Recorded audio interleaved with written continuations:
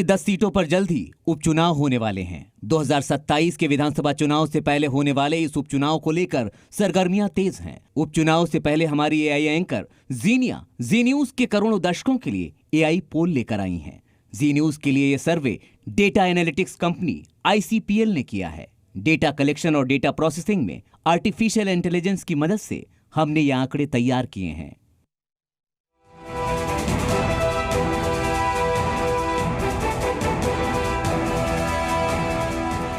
नमस्कार, स्वागत है आपका। मैं हूं आपके साथ अनंत त्यागी। देश के सबसे पुराने और सबसे विश्वसनीय चैनल के नाते हमारी जिम्मेदारी की जो बोलें सबूत के साथ बोलें और पब्लिक की आवाज आपकी आवाज बनकर बोलें। तो आज एक बार फिर आपकी सोच के रुझान के साथ लेकर आए हैं सबसे आधुनिक और सबसे सटीक एआई पोल। लोकसभा चुनाव के दौरान हमारा एआई एग्जिट पोल सबसे सटीक रहा और अब बारी है उत्तर प्रदेश में होने वाले उपचुनाव की। हालांकि अभी उपचुनाव की तारीखों का ऐलान हुआ नहीं और ना ही किसी पार्टी ने उम्मीदवारों के नाम का ऐलान किया, लेकिन यूपी का सियासी माहौल गरमाने लगा है। उपचुनाव के इस खास सर्वे में मेरे साथ मेरी एआई साथी जीनिया भी प्रत्यक्ष रूप से मौजूद रहेंगी। कुछ मेहमान भी हमारे साथ रहेंगे। मेहमान बताएंगे उनकी राय और जीनिया बताएंगी जनता की राय। जीनिया बताइए जरा, क्या क्या चीजें आज सामने रहने वाली हैं, आंकड़े कैसे रहने वाले हैं? शुक्रिया अनंत। जी न्यूज के दर्शकों को जीनिया का नमस्कार। 2 जून को जब मैंने लोकसभा चुनाव का एआई एग्जिट पोल बताया था तो कोई मानने को तैयार नहीं था, लेकिन 4 जून को जब नतीजे आए तो सबने जी न्यूज और जीनिया यानी मेरी तारीफ की। उस एआई एग्जिट पोल के बाद मेरे पास लाखों लोगों के मैसेज आए। लोगों ने पूछा कि जीनिया अब क्या लेकर आने वाली हैं। तो लीजिए, मैं जीनिया जी न्यूज के करोड़ों दर्शकों के लिए लेकर आई हूं एक नया एआई बेस्ड शो, पब्लिक के बोल एआई पोल। जी न्यूज का एआई एग्जिट पोल सब पर भारी पड़ा। जो एआई एंकर जीनिया ने बताया आखिर वही हुआ। जी न्यूज के एआई एंकर जीनिया ने लोकसभा चुनाव के दौरान एग्जिट पोल में जो भविष्यवाणी की, चुनावी नतीजों में वो सबसे सटीक साबित हुई। तमाम पोल और पोल ऑफ पोल्स के नतीजों के उलट जीनिया का सर्वे सबसे सही और भरोसेमंद रहा। अब एक बार फिर जीनिया आपके सामने है। इस बार वो यूपी की उन 10 सीटों का सर्वे बताएगी जहां विधानसभा उपचुनाव होने हैं। बीजेपी और योगी सरकार के लिए उपचुनाव जितना अहम है उतना ही ये विपक्ष के लिए भी अहमियत रखता है। लिहाजा इन सीटों पर सत्ता पक्ष और विपक्ष दोनों ने पूरी ताकत झोंक रखी है। जिन जिन सीटों पर उपचुनाव होने वाले हैं उनमें अलीगढ़ की खैर सीट, अयोध्या की मिल्कीपुर, अंबेडकर नगर की कटेहरी, मुजफ्फरनगर की मीरापुर, कानपुर की सीसामऊ, प्रयागराज की फूलपुर, गाजियाबाद शहर, मिर्जापुर की मझुआ, मुरादाबाद की कुंदर की और मैनपुरी की करहल सीट शामिल है। इन सीटों पर क्या है जातिगत समीकरण, क्या है जनता का मूड, वोट धर्म के नाम पर या नेता के काम पर? जीनिया पर आंकड़ों के लिए चर्चा के लिए हमारे साथ पक्ष और विपक्ष के बड़े चेहरे होंगे जिनसे होंगे सुलगते सवाल। तो बने रहिए जी न्यूज के साथ, क्योंकि शुरू हो रहा है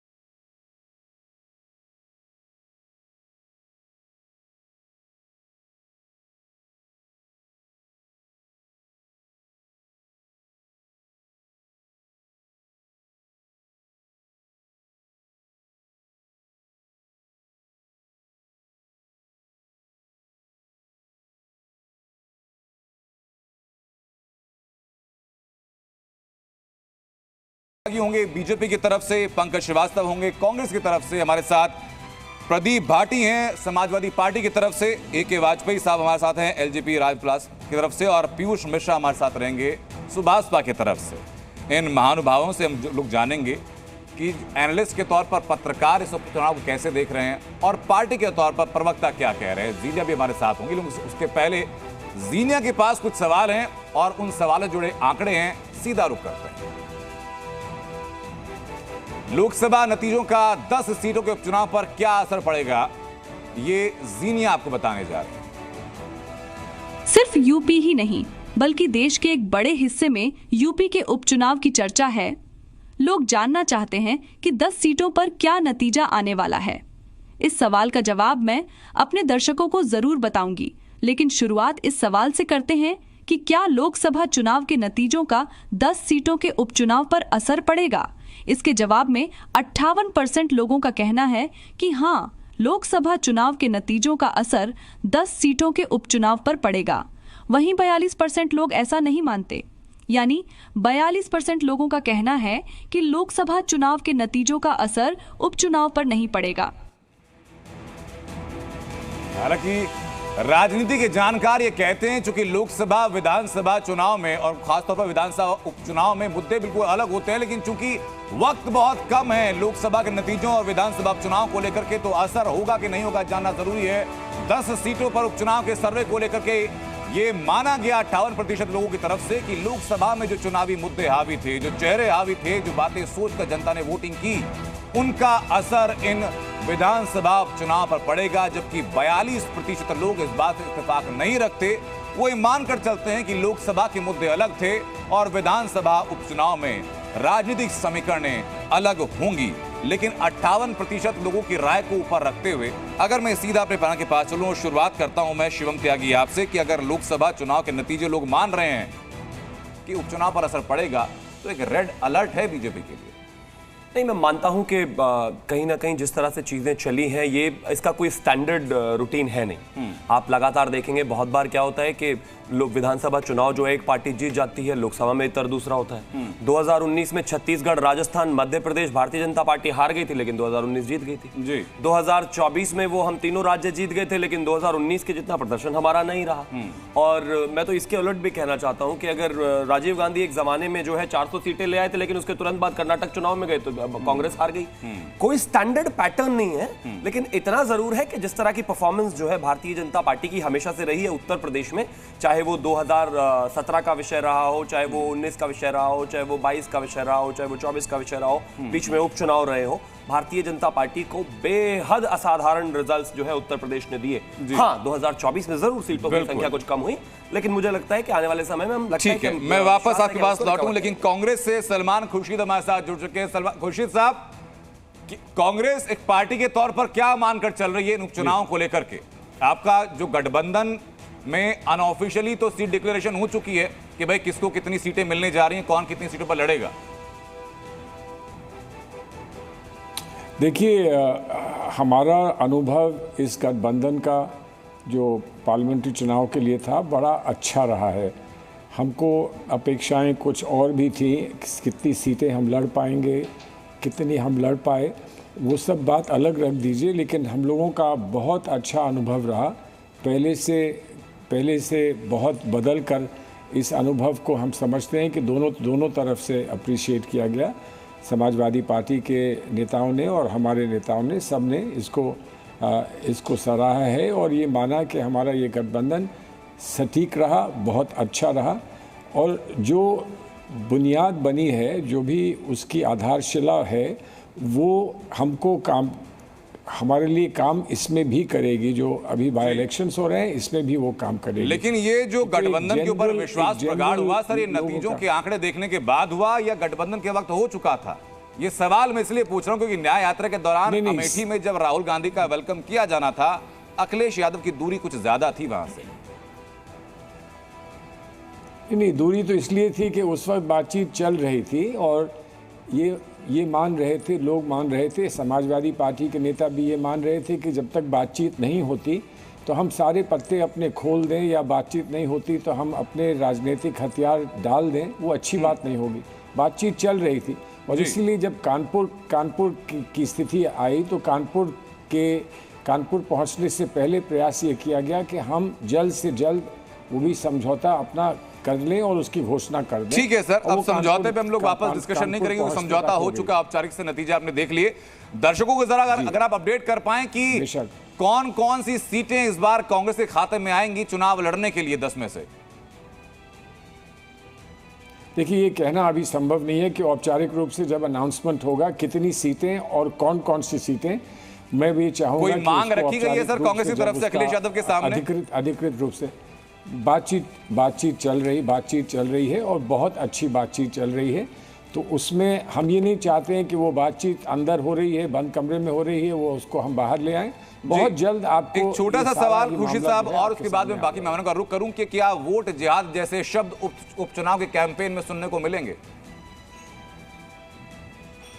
देखिए, कुछ शब्द हैं जो नहीं इस्तेमाल होने चाहिए, और वो जो शब्द इस्तेमाल हुए किस पार्टी की तरफ से हुए, क्यों हुए, उनका क्या परिप्रेक्ष्य था। आप तो ये ना कहिए सर कि क्यों हुए, किस पार्टी की तरफ से हुए, ये तो एक ओपन सीक्रेट की तरह आप बात कर रहे हैं। नहीं, अब ओपन सीक्रेट की बात नहीं कर रहे हैं। किसी बात को अगर कोई बात जो है वो उचित नहीं थी तो उस बात को तो आप सीधा कंडेम करने का हक रखते हैं सर कि वो एकदम गलत बात थी, ऐसे शब्दों पर बैन होना चाहिए और शब्दों के चयन करने वाले व्यक्ति पर कार्रवाई। नहीं,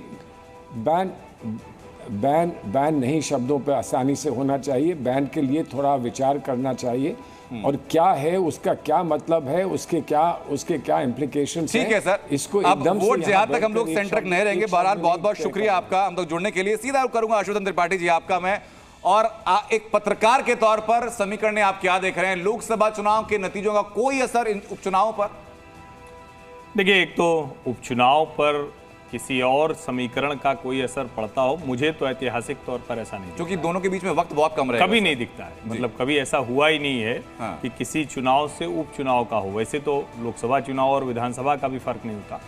दूसरा ये कि ये जो सीटें हैं, ये 10 विधानसभा सीटें हैं, इसमें 5-5 सीटें मोटा मोटा हैं, और मेरा ये मानना है कि लगभग यही परिणाम रहने वाले हैं। अभी जो भी पार्टी कुछ भी बोले, लेकिन लगभग इसी के आसपास रहेंगे, थोड़ा इधर उधर जाएगा। मिल्कीपुर सीट जाहिर है, चूंकि फैजाबाद लोकसभा की सीट है, सुरक्षित सीट है, अवधेश पासी वहां से विधायक थे, अब वो सांसद हो गए हैं, तो उस सीट पर बहुत जबरदस्त तरीके से नजर होगी। इसके अलावा सारे जो विधायक हैं वो सांसद बने हैं, और एक इरफान सोलंकी कानपुर वाले उनको छोड़ दें, उनको चूंकि सजा सुनाई गई है, वो तो एक तरह से कहें कि अब अपराधी हो गए हैं। तो एक अपराधी की सीट है और बाकी 9 सीटें हैं जो विधायक से सांसद बन गए। तो मुझे कोई बहुत बड़ा वाला परिवर्तन तो फिलहाल होता नहीं दिख रहा। मोटा आंकड़ा सामने आया है कि जो बाकी के जो 42% हैं, आप मानते हैं कि वो ज्यादा सटीक साबित हो सकता है नतीजे आने के बाद में। जीने के पास अगला सवाल, अगला आंकड़ा। सवाल ये है, यूपी के मुख्यमंत्री योगी आदित्यनाथ ने हाल फिलहाल में जो नए फैसले लिए हैं, क्या उनका उपचुनाव पर असर पड़ेगा? इस सवाल के जवाब में यूपी के 45% लोग मानते हैं कि हाँ, योगी आदित्यनाथ के फैसलों का उपचुनाव पर असर पड़ेगा। वहीं 55% लोग ऐसा नहीं मानते हैं और उनकी राय है कि हाल ही में लिए गए फैसलों का उपचुनाव पर असर नहीं पड़ेगा। हाल ही के फैसलों की बात जब आती है, दर्शकों को एक बार मैं याद दिला दूं कि जीनिया ने जो हाल ही के फैसलों का आंकड़ा दिया, 45% लोग मानते हैं कि फैसलों का असर पड़ेगा, जबकि बाकी लोग नहीं मानते कि असर पड़ेगा। लेकिन वो फैसले कौन से हैं, उसमें मोटी मोटी बातें बता दूं। सबसे पहले जो फैसला लिया गया, जो हाल ही में सबसे ज्यादा प्रचलित है, वो ये कि कांवड़ यात्रा के दौरान रास्ते में पड़ने वाले रेस्टोरेंट्स को और दुकानों को अपना नाम लिखना होगा। एक बड़ा वर्ग ऐसा है जो नाम लिखने से परहेज नहीं कर रहा, तो वहीं एक वर्ग को नजर आता है कि इसमें मुस्लिम तुष्टीकरण की कोशिशें सरकार की हैं। दूसरा, शिक्षकों की डिजिटल अटेंडेंस के फैसले पर फिलहाल होल्ड कर दिया गया। लेकिन जी हाँ, तुष्टीकरण कहां, मुस्लिमों के खिलाफ से, तो इसमें खिलाफ भी कहां? अब तर्क वही है, आप सामने आएंगे, इसमें तर्क वही दिया जा रहा है सर। बाकी जो लोग तर्क दे रहे हैं वो आपके सामने रहेगा। मैं सीधा मेहमान को रुक करूंगा और मैं शुरुआत करना चाहूंगा समाजवादी पार्टी से प्रदीप भाटी हमारे साथ हैं। भाटी साहब, मानते हैं कि जो हालिया फैसले लिए गए हैं उनका असर उपचुनाव पर रहेगा? धन्यवाद अनंत जी और सभी को नमस्कार। पहले तो मैं 10 जो सीट हैं इस पे बात कर लूँ। लगभग 10 सीटों में से 5 सीटें जो हमारी हैं, उसमें ज़्यादातर सीटों पे या तो भारतीय जनता पार्टी आज तक अपना खाता नहीं खोल पाई है, और या फिर 30 साल या 22 साल या 20 साल के करीब आज तक वहाँ पे भारतीय जनता पार्टी जीती नहीं है। जो बाकी तीन सीटें जो भारतीय जनता पार्टी जीती है और एक सहयोगी दल उनके जीते हैं, जिसमें से एक सहयोगी दल जो 2022 में हमारे साथ खड़े थे, और उस सीट का भी ये आपको इतिहास जानना जरूरी है कि उससे पहले वो अकेले भी लड़े थे और चौथे नंबर पर रहे थे और भारतीय जनता पार्टी के साथ अब वो आए हैं। तो समाजवादी पार्टी ने उनको क्या ताकत दी वो तो जग जाहिर है कि किस तरह से वो सीट जीती गई। उसके अलावा लगभग 16 मंत्रियों को तैनात किया गया है।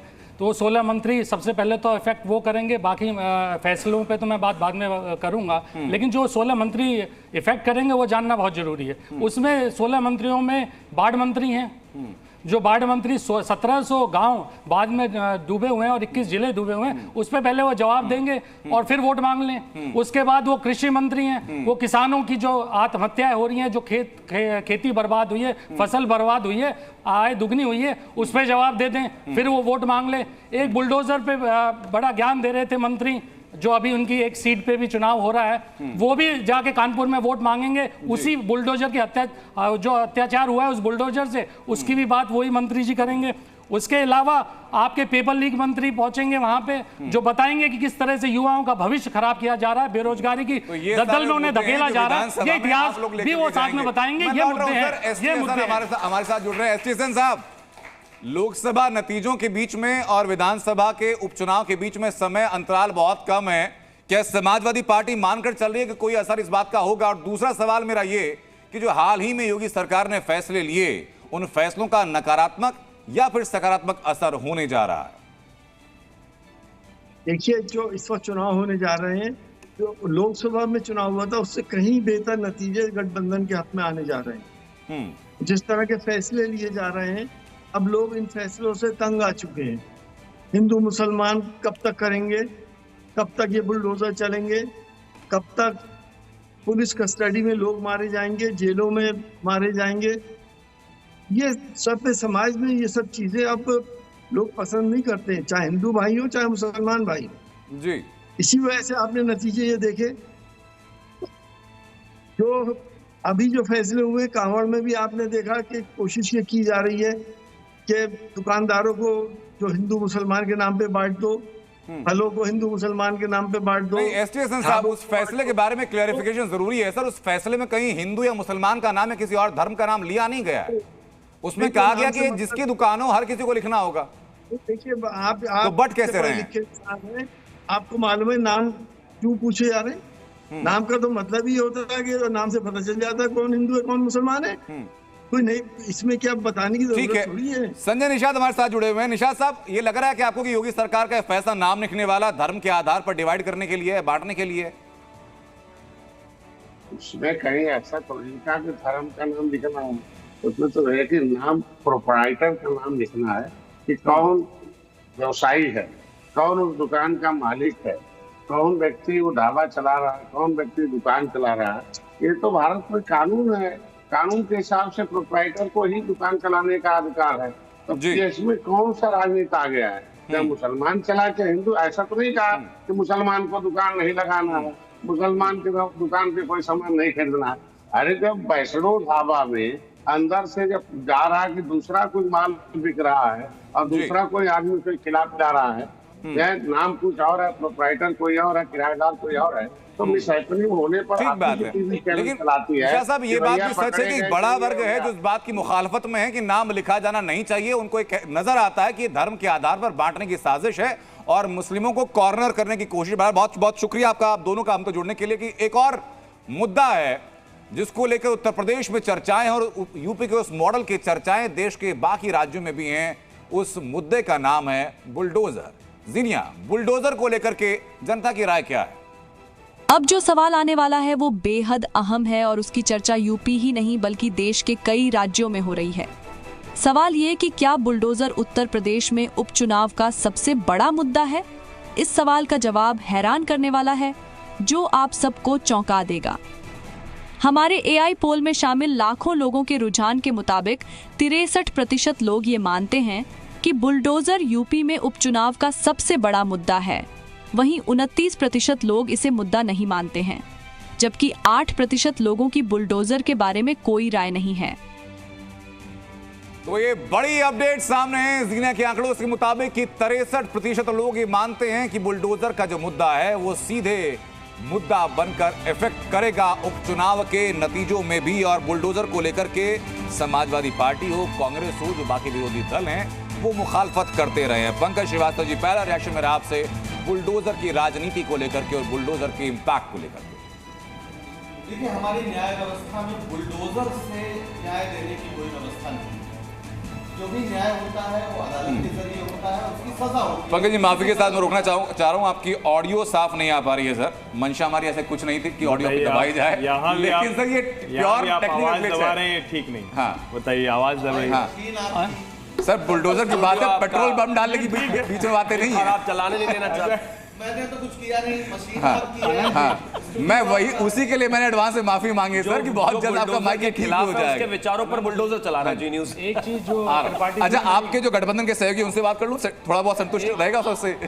ठीक है सर, भाटी साहब, उसके बाद चलूंगा वाजपेयी जी की बात। आपत्तिजनक बात त्रिपाठी जी ने कही, उन्होंने अपराधी घोषित कर दिया उनको, शायद न्याय व्यवस्था में, क्योंकि कल वो भी अपराधी घोषित कर दिया जाए। उनके पास किसी के ऊपर कोई आप एलिगेशन लगाए, उसे अपराधी नहीं कहा जाता। त्रिपाठी साहब को ये इस चीज़ का ज्ञान होना चाहिए, मान्य विधायक रहे हैं। और किस तरह से आरोप लगा के आप उत्तर प्रदेश के अंदर हमारे नेताओं को जेल भेजने का मौका मिल गया, वो जगह चाहिए। तो त्रिपाठी जी अपराधी नहीं, अपराधी में और एलिगेशन में फर्क समझिए। बात हो गई। ये प्रवक्ता है समाजवादी पार्टी, कह रहे भाई अपराधी घोषित है, इसीलिए उनकी सदस्यता गई है।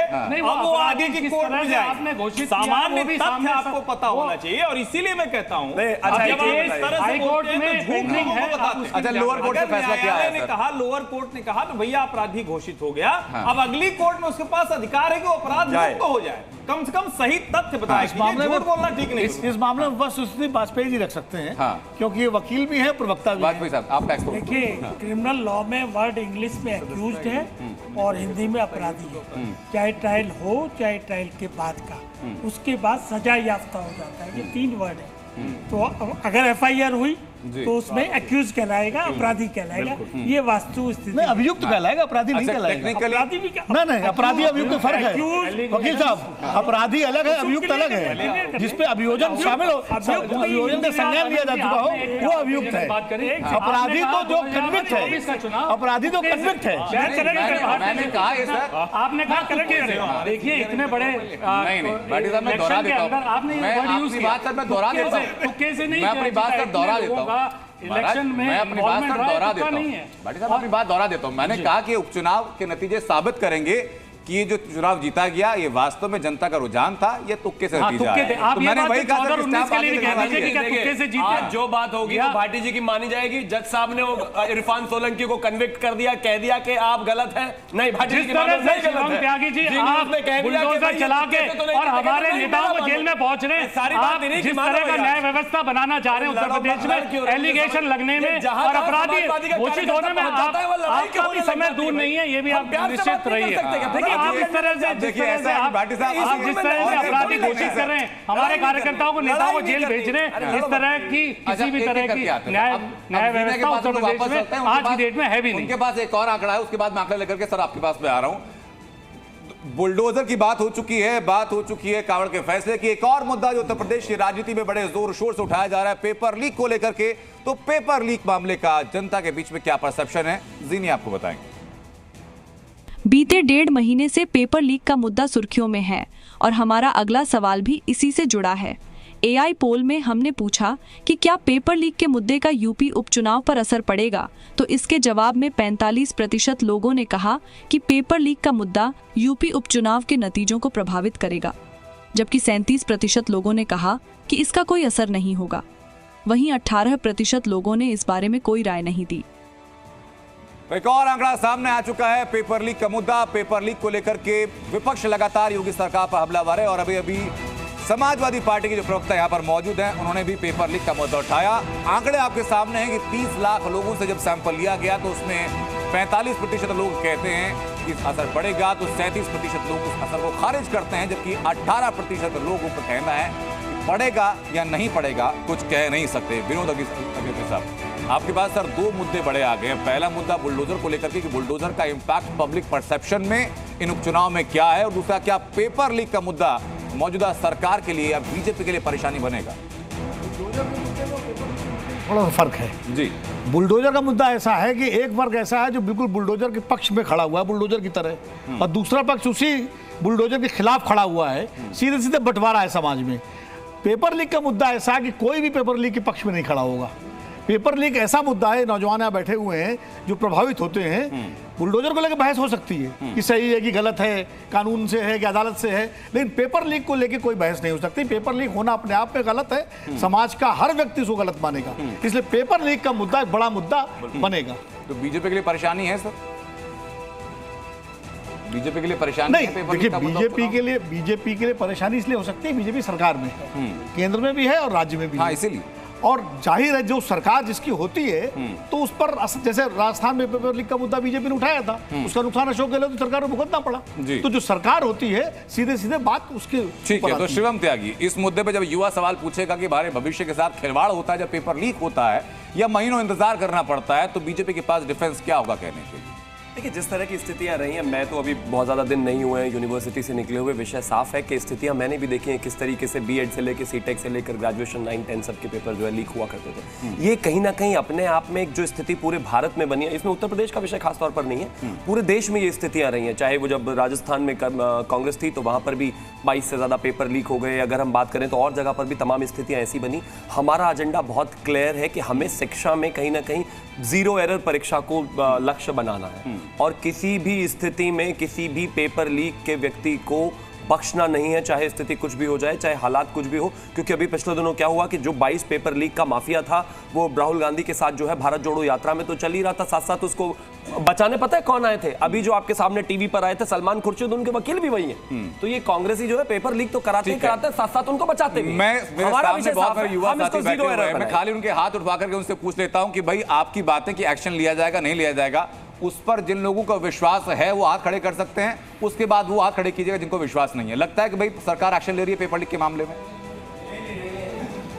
छोटा सा लिटमस टेस्ट आपके सामने, पब्लिक ने बता दिया कि आप यकीन नहीं कर रहे हैं। मैं मानता हूं कि पब्लिक ने अभी हमें 6 महीने पहले ही, 6 महीने कह रहा हूं, 2 महीने पहले बताया था, बताया है, और आने वाले समय में जब हम रिजल्ट पर बैठे होंगे उसके बाद भी बताएगी। ठीक है, इसमें कहीं कोई दो राय नहीं है कि पेपर लीक एक बड़ा विषय है जी, लेकिन उस पर कौन कितना और किस स्वच्छता के साथ काम कर रहा है ये बहुत महत्वपूर्ण है। और मैं मानता हूं कि इसी बीच खुशखबरी सर ये है कि पंकज श्रीवास्तव जी, एक सेकंड मैं आ रहा हूं आपके पास, जानकारी आना जरूरी है कि उत्तर प्रदेश के अंदर तो रिकॉर्ड तो बना ही है पेपर लीक का, उसके साथ साथ उत्तर प्रदेश में जो पेपर एजेंसी करवा रही थी पेपर, वो गुजरात से लाई गई। ठीक बात है, गुजरात से लाई हुई एजेंसी यहाँ पेपर। जनाब कांग्रेस सीधा आपके पास में आ रहा हूं सर। जी सर, आपका माइक चालू हो गया सर। ठीक, पेपर लीक और नकल ये दोनों आपस में जुड़े हुए हैं, क्योंकि एक ऐसा शिक्षा माफिया इस देश में प्रदेशों में सक्रिय है जिसको जबरदस्त संरक्षण मिला हुआ है, राजनीति का, प्रशासन का और तमाम सारे लोगों का, वो किसी भी दल के लोग हों।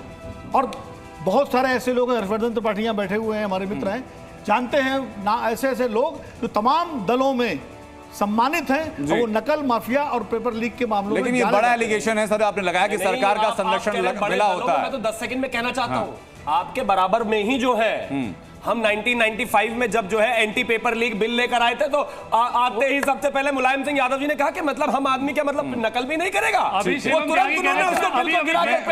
यूनिवर्सिटी से बाहर आया हूं, 10 साल से इनकी सरकार है और बात कर रहे थे पेपर लीक हो रहे थे, अभी बता रहे थे कि पेपर लीक हो गया है। ठीक है सर, ठीक है सर, पंकज श्रीवास्तव मैं जवाब नहीं ले पाया। एक सेकंड शिवम भाटी साहब, मैं दोनों के पास आ रहा हूँ, मैं आ रहा हूँ जी, मैं आ रहा हूँ आपके पास, मैं आ रहा हूँ, पर हम लोग रहेंगे। एक सेकंड शिवम, बस पंकज श्रीवास्तव जी, एक सेकंड सर, एक सेकंड श्रीवास्तव जी। देखिए, मुझे बहुत मैं धन्यवाद कहूँगा शिवम जी का, भाजपा के जो प्रवक्ता हैं, कि उन्होंने नेहरू जी को इसके लिए जिम्मेदार नहीं ठहराया। मैं उनको बहुत, भाई 10 साल से आपकी सरकार है, आप कह रहे हैं किसकी कहाँ किसके साथ फोटो है। यूपीएससी इतिहास में पहली बार जो आईएएस बनाते हैं उसमें हालत ये हो गई कि एक फर्जी लड़की जो है फर्जी सर्टिफिकेट से वो आईएएस हो गई, ट्रेनिंग कर रही थी। और मनोज जोशी जी अभी उन्होंने इस्तीफा दिया, वो कौन है किनके साथ, सॉरी जोशी जी, उनके साथ, हाँ सॉरी सोनी कार्यकाल से पहले उन्होंने इस्तीफा दे दिया जी। हाँ जी, तो उनके फोटो किसके साथ है और वो किसके करीबी हैं, ठीक है, ये सब बातें। मैं माफी के साथ रुकना चाहूंगा सर, जीने से अगला सवाल लेकर के पहले रिएक्शन में वापस आपसे लूंगा। ये मुद्दे वो रहे जो हमने अब तक उठाए थे। जीना ने रुझानों का बताया। अब जीनिया के सर्वे के मुताबिक कौन कौन से मुद्दे हैं पब्लिक डोमेन में जो कि उपचुनावों के ध्यान में रहेंगे, आइए जानते हैं। चुनाव के दौरान पॉलिटिकल पार्टियां और पॉलिटिशियन कई मुद्दे उछालते हैं, लेकिन जनता किन मुद्दों पर वोट देगी, ये जानने के लिए हमने AI पोल के दौरान सवाल किया कि उपचुनाव में यूपी का सबसे महत्वपूर्ण मुद्दा क्या रहेगा। जवाब में 40% लोगों ने जाति को सबसे बड़ा मुद्दा बताया। वहीं 35% लोगों के लिए रोजगार बड़ा मुद्दा है, जबकि धर्म को 20% लोगों ने बड़ा मुद्दा बताया और 5% लोगों ने कुछ नहीं बताया।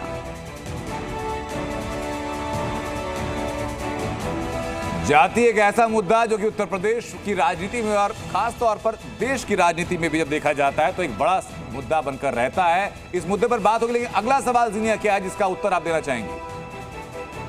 ये बात जग जाहिर है कि चुनाव का अंत आते आते तमाम बड़े मुद्दे फीके पड़ जाते हैं और धर्म और जाति का मुद्दा सबसे ऊपर आ जाता है।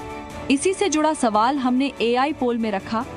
हमने पूछा कि क्या यूपी में जाति का मुद्दा धर्म पर भारी पड़ेगा। इसके जवाब में 55% लोगों ने कहा कि हाँ, जाति का मुद्दा धर्म पर भारी पड़ेगा। वहीं 40% लोगों का कहना है कि जाति का मुद्दा धर्म पर भारी नहीं पड़ेगा और 5% लोगों ने इस पर चुप रहना ही बेहतर समझा।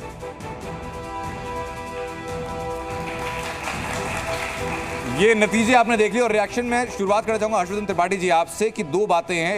एक तरफ अखिलेश यादव का पीडीए फॉर्मूला है जो कि जाति सेंट्रिक है, तो दूसरी तरफ योगी सरकार का कांवड़ वाला फैसला है जिसको कि एक लोग धर्म सेंट्रिक होकर के देख रहे हैं। इंपैक्ट क्या देख रहे हैं आप? देखिए, पहली बात तो एक मुझे नहीं लगता कि भारतीय जनता पार्टी कोई राजनीति जाति की कम करती है। जाति की राजनीति इसलिए कहा जा रहा है कि ज्यादा हो रही क्योंकि अभी अखिलेश यादव, समाजवादी पार्टी और कांग्रेस जीत गए। भारतीय जनता पार्टी भी जाति की राजनीति में कोई कसर नहीं छोड़ती। बीजेपी के लिए अगर वो जाति की राजनीति करेगी तो नुकसान देने वाली है। भारतीय जनता पार्टी हिंदुत्व और विकास की राजनीति करती है। अगर उस राजनीति पर जाएगी तो उसको लाभ होगा, जाति की राजनीति में जाएगी तो उसे फिर से मुंह की खानी पड़ेगी। ठीक है विनोद जी, जाति और धर्म की राजनीति को लेकर मैं हर्षवर्धन जी की इस बात से सहमत हूं कि जाति की राजनीति का जो डोमेन है वो मंडलवादी पार्टियों का है और हिंदुत्व की राजनीति का डोमेन जो है वो है भारतीय जनता पार्टी का। तो अपने अपने डोमेन, अगर आप दूसरे के अखाड़े में कुश्ती लड़ने जाएंगे तो आपके लिए मुश्किल होगा और अपने अखाड़े में आप दूसरे को बुलाएंगे तो उसके लिए मुश्किल होगा। तो अखिलेश यादव ने जो पीडीए की लकीर खींची थी वो उन्होंने अपनी पिच खुद तैयार कर ली और इससे सफलता मिली। विनोद जी, नहीं, अखिलेश यादव ने पीडीए की लकीर भी खींची और पीडीए को इंप्लीमेंट भी किया। हाँ। जिस तरह के टिकट उन्होंने बांटे, हम सब जानते हैं कि जो उनका आधार वर्ग है यादव, उसमें सिर्फ 5 टिकट दिए उन्होंने, वो भी अपने परिवार के। बाकी उन्होंने, आप उठा के देखिए उनकी सूची लोकसभा चुनाव की, उसमें अति पिछड़ों को, दलितों को, अति दलितों को, सबको उन्होंने एक तरह का दिया। अब जनरल सीटों पर उन्होंने दलित लड़ाए, मेरठ में उन्होंने जो लड़ाया जनरल सीट, अयोध्या में जो जीत के आए और ये अपना अवधेश प्रसाद जी ये भी दलित समुदाय से आते हैं, ये प्रयोग उन्होंने किया। कांशीराम जी कहा करते थे इस बात को कि जिस दिन सामान्य सीट से दलित जीत के आने लगेगा उस दिन मैं मानूंगा कि सामाजिक न्याय की लड़ाई को सफलता मिलने लगी है। तो ये एक बड़ी बात है कि अगर वही अयोध्या जैसी सामान्य सीट से अगर कोई दलित जीत के आ रहा है तो निश्चित रूप से कहीं न कहीं ये जातीय राजनीति आप कह लीजिए, सामाजिक न्याय की राजनीति कह लीजिए, मंडल की राजनीति कह लीजिए, ये उसका एक अगला कदम है। ठीक है सर, मैं वापस सवाल हमसे पूछा गया सर आपकी बात, तो हमको बोलने दीजिए। बीच में लेकिन रोल नहीं गया इनका, रोकते ही रहते हो दिन रात, बोलो। Shivam direct attack. अरे भाई कुछ तो अदब रखो, यही सोच। अरे सर जवाब दे दीजिए। आप उनका शो खराब कर रहे हैं, हमें कोई प्रॉब्लम नहीं। देखिए अभी तो आप ही को प्रॉब्लम थी। नहीं हमें कोई, हम बता रहे हैं इनको आधे घंटे दे दीजिए शो, हम तो उल्टा। नहीं सर आपकी बारी, श्रीवास्तव जी आपकी बारी। हम तो उल्टा कह रहे हैं भाई। हाँ। मैं ये कह रहा हूं कि अभी हमारे जो सज्जन, जो हमारे बहुत सम्मानित जिन्होंने सर्वे किया, उन्होंने बताया 3 या 7, जो भी बहुत अच्छी बात है। कुछ दिन पहले 400 बता रहे थे, 240 आई। नहीं सर, भारतीय जनता पार्टी। नहीं सर, अरे छोड़िए, अब एक छोड़िए, अरे छोड़िए, सबने आप ही नहीं, पूरा जितना मीडिया जगत है 400 के आसपास, कोई 2 ज्यादा कोई 4 कम। तो इसके बावजूद हम आपकी मेहनत को सलाम करते हैं। दूसरा, माननीय योगी जी बहुत मेहनत कर रहे हैं। वो बिल्कुल, आज ही खबर आई है कि भारतीय जनता पार्टी का एक विधायक था, उसका नाम था उदय भान करवरिया, उसने AK-47 से समाजवादी पार्टी के विधायक की हत्या कर दी। उसको हो गई आजीवन सजा। 2019 में वो जेल गए। आज खबर आई है कि उनको छोड़ दिया गया। उनके आचरण को देखते हुए। तो तैयारी तो पूरी है योगी जी की, अब श्रीवास्तव जी आपने दो मुद्दे रखे सर, आपके दूसरे मुद्दे का जवाब देंगे शिवम त्यागी, पहले मुद्दे का जवाब जरा मैं दे देता हूं और शशांक मेरे आंकड़ों को दुरुस्त करेंगे। भैया हम तो सूचना दे रहे हैं, कोई मुद्दा थोड़ी दे रहे हैं। उदय भान कनौजिया भारतीय जनता पार्टी को छोड़ा गया, कोई मुद्दा थोड़ी है। एक सेकंड श्रीवास्तव जी, ये जो 400 प्लस आंकड़ा आपने बताया ना सर, 240 पे आए आप, हम क्या करें? जी न्यूज सर इकलौता चैनल था जिसने बताया था कि 290 के आसपास में सीटें रहेंगी और अधिकतम जो सीटें रहेंगी वो 305 रहेंगी एनडीए की। अगर आपको तस्दीक करनी है तो मैं उस फीड की पूरी कॉपी आपको चलिए 290 से 50 तो फिर भी शशांक बता देंगे एग्जैक्ट आंकड़े थे क्या? बहुमत तो बता ही रहे थे भाई। एक सेकंड, हमारे आंकड़े पूरे हिंदुस्तान में सबसे सटीक थे। हमारा 295 से 305 के बीच में फिगर थी, जो हमने पहले दिन बताया और लास्ट दिन भी हम इसी बात पे अडिग थे कि हमारे आंकड़े एक पर्टिकुलर साइंटिफिक डेटा के आधार पर आधारित हैं और जो रिजल्ट आपके सामने आया। बिल्कुल हम सारे उससे पहले भी डिबेट में साइंटिफिक डेटा के आधार पे ही 400 दे रहे थे, आपने भी 290 दिया, बहुत अच्छी बात है। उससे पहले भी डिबेट में हमें कोई बात नहीं, डिबेट में होता है, ऐसी कोई बात नहीं किया गया। तो आप ये अभी जो आप 7 कह रहे हैं ना, ये 3 और 7 उल्टा भी हो सकता है। बिल्कुल सर। और अभी 13-11 हुआ है, अभी 13 उपचुनाव हुए हैं जिसमें भारतीय जनता पार्टी सिर्फ 2 सीट जीते हुए बड़ी मुश्किल से। अभी तो अभी देश का माहौल बदल गया है, एआई को थोड़ा समझने में टाइम लगेगा। बात जाऊं उससे पहले सर, अभी तो आप अपनी सीटें तय करेंगे जब कितनी आपको मिल रही हैं, लोकल मिल रही हैं, लड़ेगा कौन, उसके बाद आंकड़े चेंज होंगे। अभी कह दे रहे हैं साहब, जब आ जाए तब ये तो पब्लिक सेंटीमेंट है सर कि कांग्रेस ने जितना वोट हासिल किया लोकसभा में, विधानसभा चुनाव में वो सेंटीमेंट कितना आपके पास है कितना नहीं है सर। अभी जब प्रत्याशी नहीं थे तो उनको मैं वही तो बता रहा हूं सर, करने दीजिए सर कौन से प्रत्याशी के नाम पर लड़ा, मेहनत कराइए, आप क्यों उनको कष्ट देते हैं? उपचुनाव में ऐसा होता है, उपचुनाव को हमको अलग तरीके से देखना चाहिए। उपचुनाव की 2-3 बातें बड़ी महत्वपूर्ण होती। पहली बात तो है उपचुनाव के मुद्दे बिल्कुल स्थानीय होते हैं, नंबर 1। दूसरी बात, उपचुनाव में उम्मीदवार का बड़ा महत्व होता है जी, उम्मीदवार कौन है। और तीसरा ये है कि आमतौर पर, ये सिद्धांत नहीं है, आमतौर पर उपचुनाव में सत्ताधारी गठबंधन जो होता है उसको थोड़ा सा एज होता है। हालांकि पिछले उपचुनाव हुए वहाँ 1-2 जगह के बाद अभी जो रिजल्ट आए गलत भी साबित हुई, सही भी साबित हुई। जैसे कि उत्तराखंड में बीजेपी 2 सीटें हार गई, लेकिन बंगाल में तृणमूल कांग्रेस जीत गई 4 सीटें, तो वहाँ सरकार। लेकिन ये कुछ चीज़ें हैं जो पत्रकारिता के आधार पर हम लोग इस बात को मानते हैं कि उम्मीदवार, स्थानीय मुद्दे और जो सत्ताधारी दल का अपना एक प्रभाव। क्योंकि आमतौर पर लोग सोचते हैं कि भाई अरे यार 2.5 साल तो अभी सरकार बीजेपी की रहनी है, तो हम काहे के लिए अपना विधायक का पोजीशन का चुने, अगर सरकार के खिलाफ बहुत ज्यादा नाराजगी नहीं है तो। ठीक है, ठीक है। अब एक और इंपॉर्टेंट सीट की बात करेंगे सर, क्योंकि जिस सीट को लेकर के, जिस सीट के कैंडिडेट को सांसद बनाया समाजवादी पार्टी ने, उनको एक मेडल की तरह अखिलेश यादव अपने साथ रख के चल रहे हैं। लेकिन उसके पहले श्रीवास्तव जी वापस मैं दुरुस्त कर देता हूं सर, वो आंकड़े में आपको जरूर देखने चाहिए, क्योंकि आपकी पार्टी ने उन्हीं आंकड़ों का बड़ी तारीफ की थी कि जी न्यूज इकलौता चैनल है जिसमें कि 305 एनडीए को दिया था। हम सिर्फ आपकी बात नहीं सर, आंकड़े आपकी विश्वसनीयता को दर्शाते हैं कि वो क्लोज हुए कि नहीं हुए, क्योंकि मोदी जी कह चुके थे। सुभाष जी थोड़ा नाराज हैं, हम जानते हैं, ठीक है, कोई बात नहीं। आंकड़ों पे आते हैं सर वापस से। मिल्कीपुर विधानसभा के उपचुनाव को लेकर के जीनिया के आंकड़े क्या कहते हैं, आइए जानते हैं। 4 जून को लोकसभा चुनाव के नतीजे आए तो एक सीट की चर्चा संसद से लेकर सड़क तक होने लगी, और वो सीट है अयोध्या। जिस अयोध्या में बीजेपी ने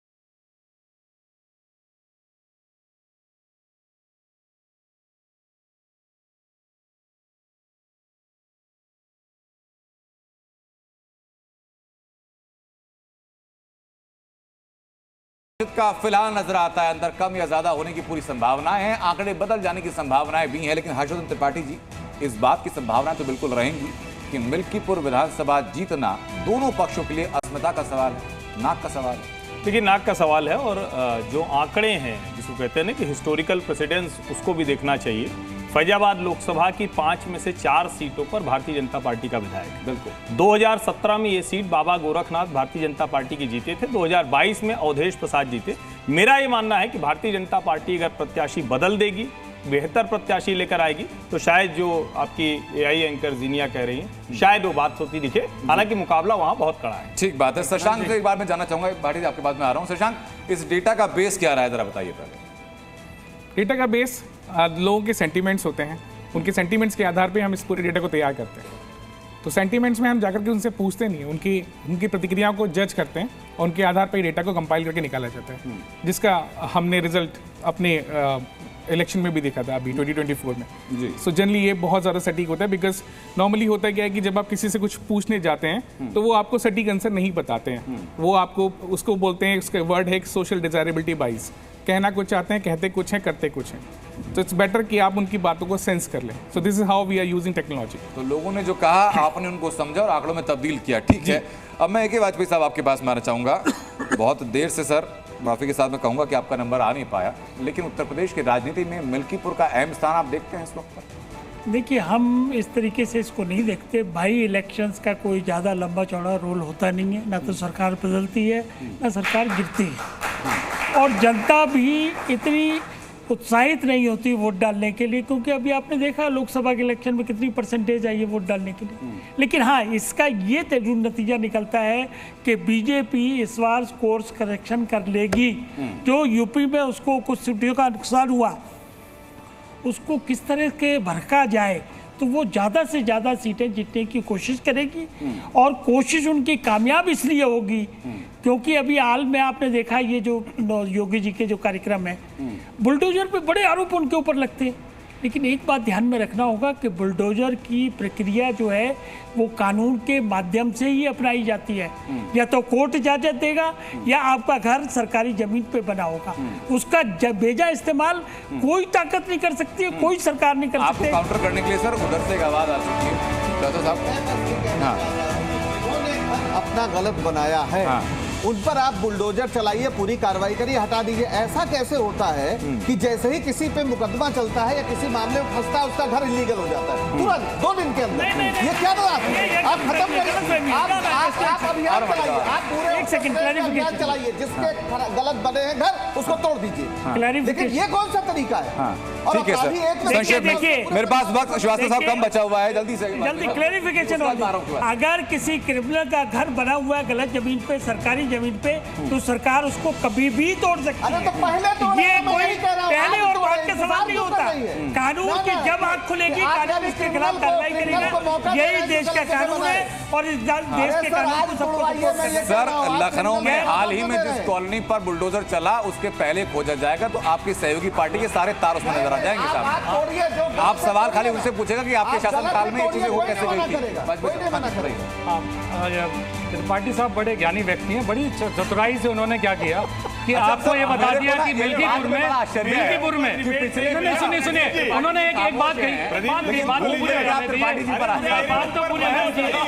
बात ही आगे बढ़ा रहा हूँ, आपकी बात ही आगे बढ़ा रहा हूँ, आपकी बात ही आगे बढ़ा रहा हूँ। सुन तो मेरे ऊपर बहस। अच्छा, आपके लिए बताया नहीं, आपकी बात आगे बढ़ो। अरे सुनना नहीं चाहते तो कैसे बात है? आपकी बात बढ़ा रहा हूँ, मेरा समय खराब करिए, मेरा समय खराब करिए। सुनिए, आप मेरा समय खराब मत करिए। अच्छा सुन लीजिए, आपका समय मत खराब करिए। अरे आप मेरा नाम लेके बात। अच्छा ठीक है सर, ठीक है सर, चर्चा आप ज्ञानी नहीं है क्या? आप ज्ञानी है नहीं क्या? अरे इतनी अच्छी बात आपके लिए कही कि ज्ञानी नहीं कर सकते। सुनिए एक सेकंड आपके बारे में बात नहीं एक सेकंड प्रतिदिन पाटिल जी, एक सेकंड, अगर आपको एक सेकंड, हर्षवर्धन जी एक मिनट, मुझे 10 सेकंड दीजिए मुझे sir, 1 second sir. Personal allegation किसी पर नहीं, और मैं वही कह रहा हूँ सर, सरकाज़म ना बहुत समझ में आता है, सरकाज़म सबको समझ में आता है, ऐसा ओपन चीजें नहीं करनी चाहिए। हाँ, मिल्कीपुर की बातें कीजिएगा सर। मैं एक आंकड़ा पहले ले लूँ, उसके बाद मैं वापस आऊंगा। मैं पहले एक आंकड़ा लेकर आ रहा हूँ सबके पास। जीने के पास अगला सवाल है कि उत्तर प्रदेश में मौजूदा सरकार के शासनकाल को लेकर पब्लिक सेंटीमेंट क्या कहते हैं। सीधा चलते हैं जीने के पास। AI पोल में हमने ये जानने की कोशिश की कि मौजूद मुख्यमंत्री का कामकाज कैसा है। इसके जवाब में 19% लोगों ने कहा कि बतौर मुख्यमंत्री योगी आदित्यनाथ का कामकाज बहुत बेहतर है। वहीं 68% लोगों ने मुख्यमंत्री के कामकाज को संतोषजनक बताया।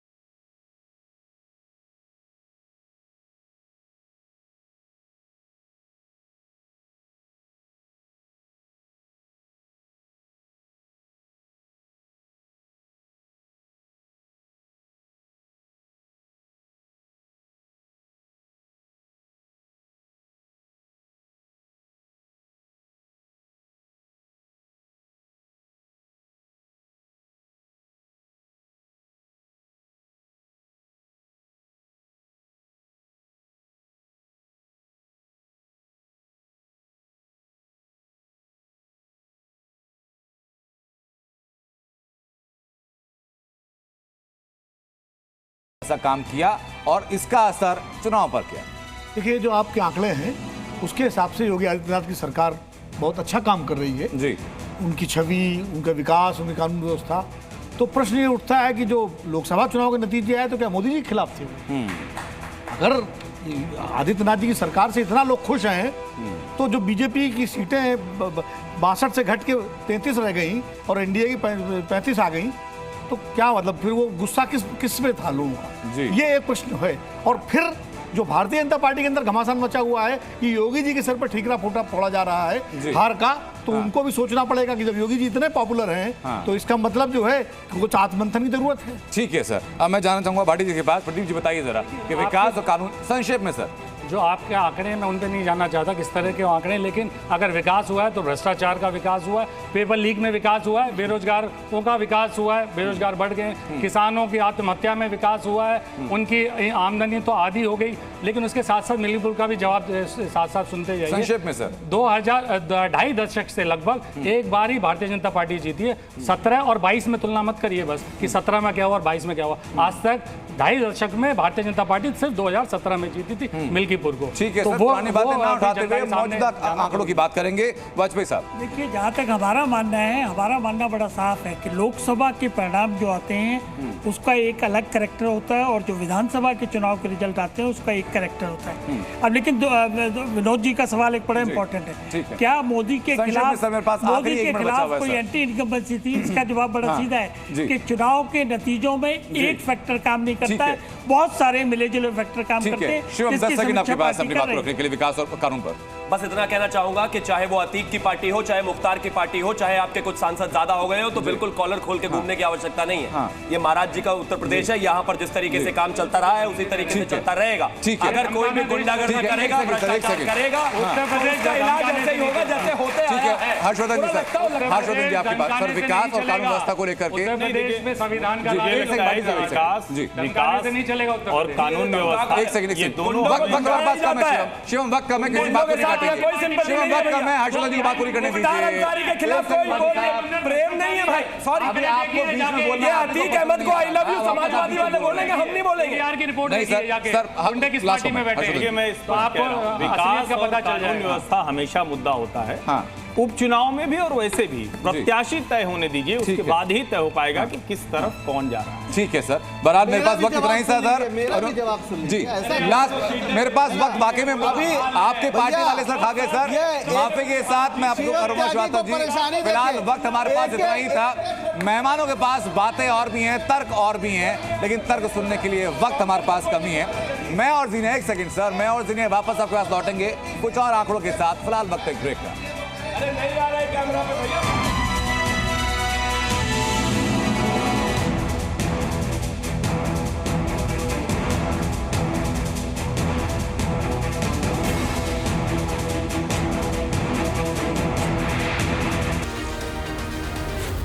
जी न्यूज़।